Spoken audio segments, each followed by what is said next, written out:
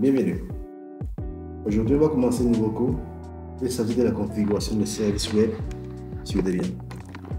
Et dans cette partie, on va commencer avec l'installation de notre machine virtuelle. Mais avant de commencer, il faut d'abord remarquer qu'en Linux, il existe des grandes familles. La famille Debian et la famille Red Hat. La famille Debian est composée par Debian elle-même, et Ubuntu et Kali Linux, alors que la famille Red Hat est composée par CentOS, Fedora et Oracle Linux. Mais non, c'est-à-dire les configurations qu'on fait sur Debian, ce ne sont pas les mêmes configurations sur la famille Red Hat, parce que ce sont des familles différentes. Par contre, les configurations qu'on fera sur Debian, on peut aussi les faire sur Ubuntu parce que ce sont la même famille. Mais dans cette partie, on fera les configurations de services sur Debian, lesquelles on peut aussi faire sur Ubuntu. Bon, dans cette première vidéo, on va commencer par installer notre serveur. Donc, il faut d'abord aller sur le réseau, télécharger le masque ISO de Debian. Moi, j'ai déjà téléchargé, donc je vais créer ma machine virtuelle. Je viens sur VMware et je prends Create a new virtual machine. Je prends Custom, suivant. Et ici, je dis que je vais insérer le masque ISO après. Donc, je fais suivant ici. Je prends la distribution Linux et la version de Debian que je vais installer. Suivant. Je change ici les noms, par exemple, un serveur Debian. Serveur Debian. Et je fais suivant. Ici, je vais laisser des processeurs et je fais suivant. La mémoire RAM, c'est à vous de choisir, vous pouvez monter au réduire, mais 2 Go, c'est suffisant. Donc, je fais suivant ici. La carte réseau, je vais laisser en note. Les restes, on fait suivant. Suivant.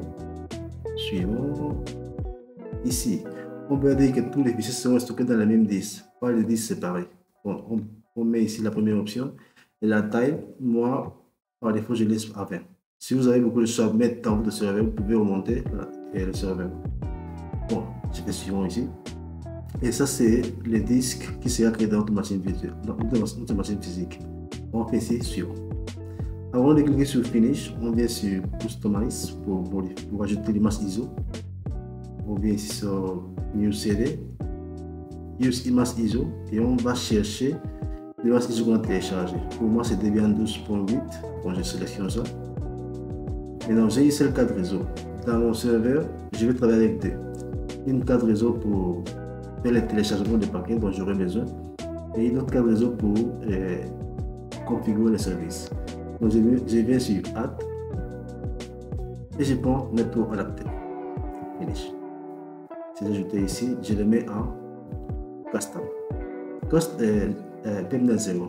PEMNet 0, bon, PEMNet 0, 1, 2, 3 jusqu'à 19. C'est comme si on fait, pour ceux qui travaillent avec VirtualBox, c'est comme si on fait réseau interne. C'est la même chose. Donc là, on va prendre PEMNet 0. Je monte, je descends pour valider ça. Et je clique sur Close et Finish pour créer ma machine virtuelle. Après d'avoir créé, maintenant, je peux démarrer ma machine virtuelle pour commencer l'installation.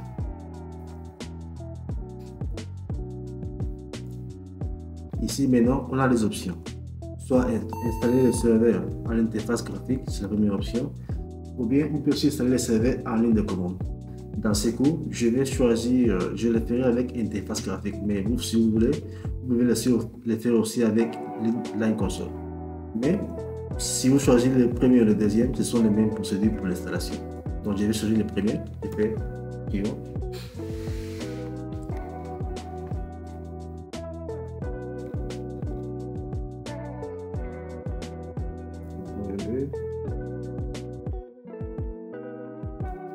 Ici maintenant, je vais commencer par choisir la langue de mon système. Je prends français, de la France, puis. Et la distribution du clavier, j'ai un clavier QWERTY, donc je vais prendre États-Unis. Et en train d'analyser les composants matériels de la machine.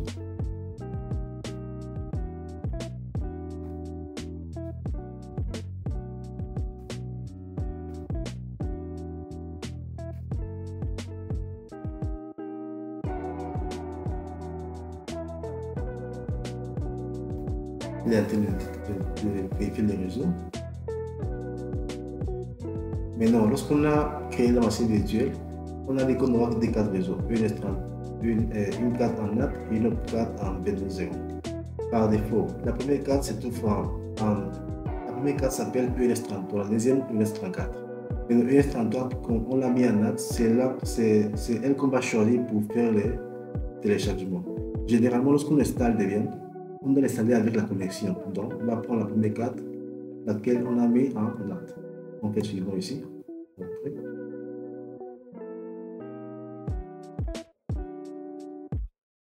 Il est en train de vérifier si la connexion est stable ou pas. Ici, on voit que la configuration quantique est aussi. Maintenant, on donne un nom à notre serveur. Moi, je vais donner comme nom serveur. Suivant. Les domaines, on laisse par défaut, après on pourra modifier ça. Suivant. Ici, le mot de passe de super utilisateur root. Moi, je vais mettre passé. C'est juste un mot de passe. Passé. Et j'ai fait suivant. Et ici, je vais créer un utilisateur. Je vais l'appeler étudiant. Je vais faire entrer. L'identifiant du compte, ce sera étudiant aussi. Je vais donner mon mot de passe. Passé. Fiche. C'est bon.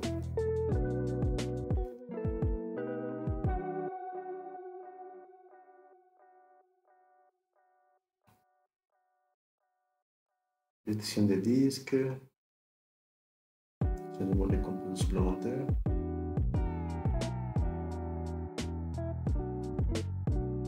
Ici, je vais utiliser un disque du 21 entier. Oui, je vais entrer ici.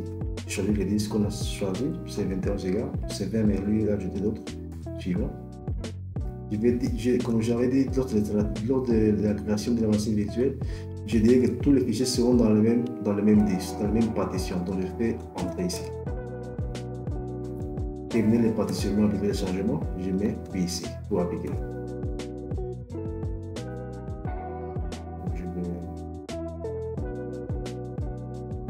Je vais fermer ça pour les voir.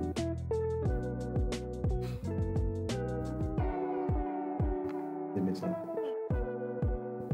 Il est en train maintenant d'installer le système sur le disque.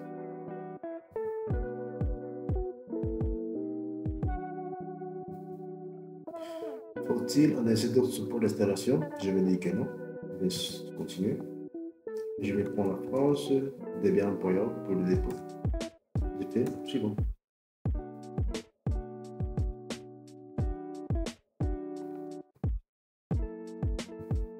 Souhaitez-vous participer? Non, je vais dire que non, j'ai pas besoin. Je fais suivant. Maintenant, l'installation dont j'aurai besoin, environnement de bureau bien sûr, pour l'interface graphique. Je vais installer un serveur web, serveur SSH. Donc je fais clic sur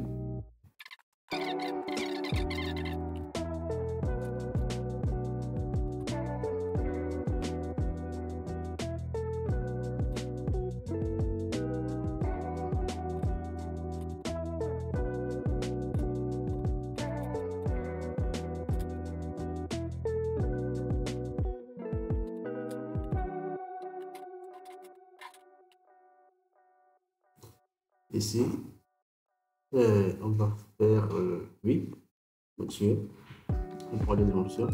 Okay.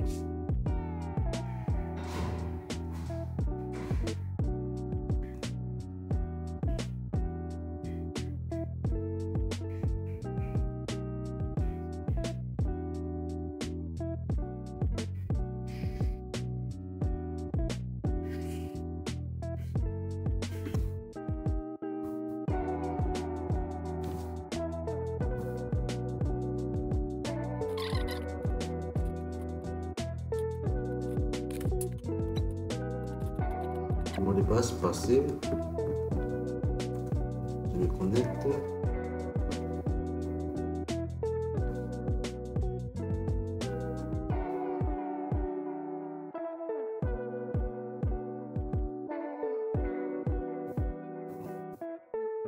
Et voici le serveur déjà installé. Avant de commencer les modifications, il faut faire certaines configurations d'abord. Donc la langue c'est en français. La distribution, on a mis que c'est AZT anglais. Bon, suivant. QWERTY anglais, je voulais dire. Suivant. Et bon, c'est bon, suivant. Et commencer à utiliser Linux. Et je vais faire une petite configuration. C'est quelque chose que j'ai fait suivant. Donc, je viens sur Activité. Je prends le navigateur.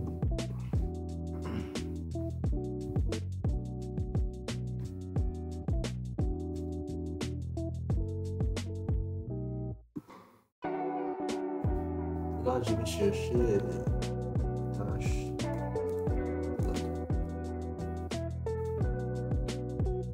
Bon, je prends la connexion. Donc, je vais d'abord me connecter. Je vais ici. Pour le premier ici qui n'est pas connecté, je vais cliquer sur Internet. Maintenant, il est connecté. Donc, j'utilise la page. D'accord. Je prends le premier lien qui est là.